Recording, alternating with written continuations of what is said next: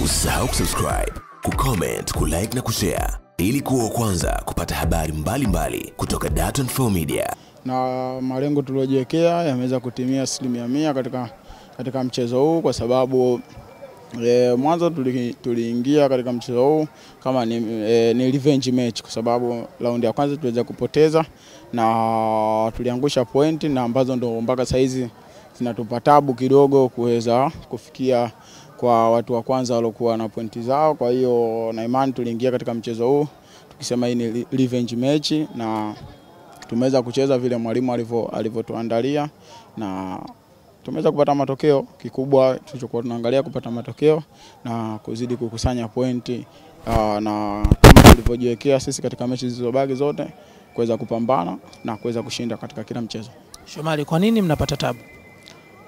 Tabu hatupati, isipokuwa tu ukiangalia maandalizi ya mchezo yanakuwa ni ya muda mfupi sana, na mechi zipo nyingi. Ukiangalia sisi kikosi chetu tumetoka katika mashindano ya kimataifa, kwa hiyo mechi zipo nyingi na tunakuwa na recover ndogo. Kwa hiyo lakini sisi kama wachezaji tunajiandaa na tunafanya vizuri katika michezo iliyobaki.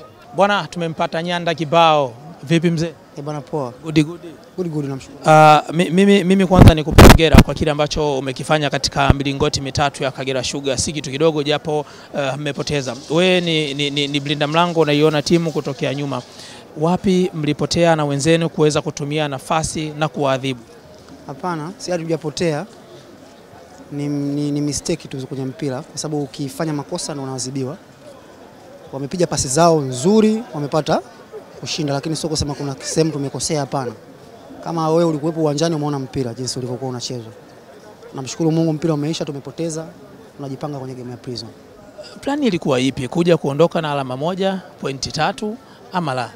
Plani ilikuwa pointi 3. Plani ilikuwa pointi 3 asilimia zote, tulikuwa na plani hiyo. Watatu, watano, wawili. Yeah. Na yapi labda kocha Baraza alizungumza na nyinyi kabla mchezo kuanza? Alituambia tuwe makini kwa sababu wao wana wachezaji kidogo akili zao zipo zime yani tuseme wanajiongeza sana. Kwa hiyo mwalimu akatusisitiza kwanza tu concentrate muda wote, tu on toes muda wote. Yeah.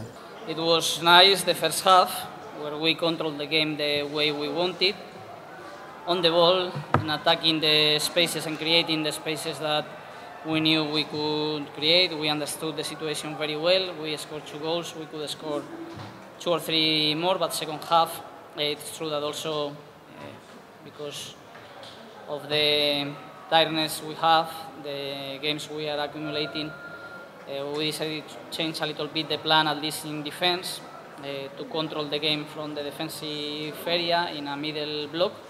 But also we knew that we needed to keep the ball, or at least to take advantage of the spaces that were going to leave in the counter-attacks. And our decision-making was not good. We were not fresh enough to play the way we wanted, at least on the ball, because it's true that defending we felt more or less comfortable, even if we were dominated, because they dominated the second half. It was not the second half I expected to play. I wanted to play much better and score more goals, but they also play. They are a good team. You can see that there's work in Kagera Sugar. So from there, just to congratulate my players for another 3 points and to cheer them up to continue fighting for every single point. It's not only the defensive midfielder. It's true that we missed 4 defensive midfielders today, but we are missing probably our most decisive players in attack for the last games. And we are also missing some other players. The injury list is big, but this is what happened in the last week, and we cannot complain. We have to continue playing. What it's really tough is to play with the same players every 3 days, when the opponents always have much more time to prepare, because one day when you are playing every 3 days means 33% more. So in terms of percentage, it's a lot. Now the same is going to happen when we play Asan. They will have 8 days and we will have 2 days to prepare a very tough game. From there, we try to adapt.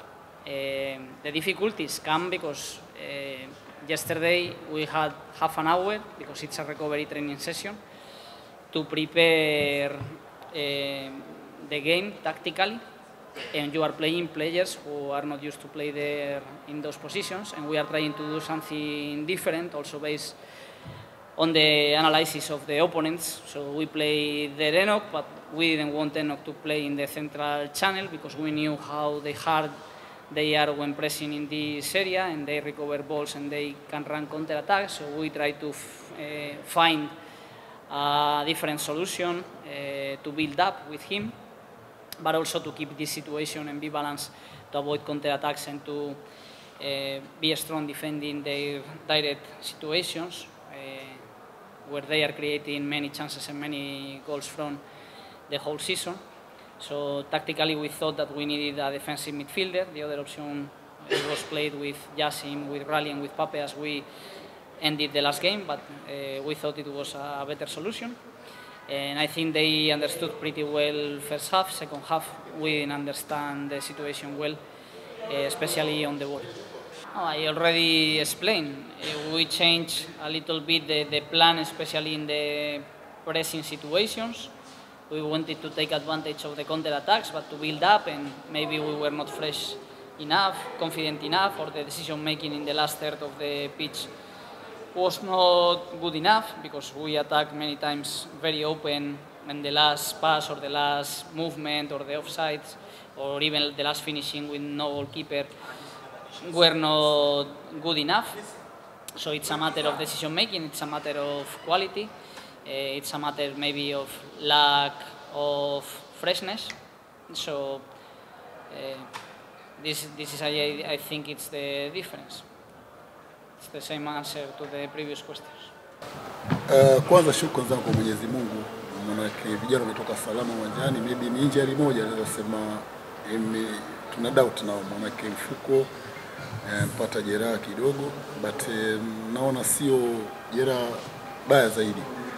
Wala kile nitasema ni nitapongeza pia vijana, maana kazi imekuwa nzito, nile tumepatikana kama timu zingine zilizopatikana.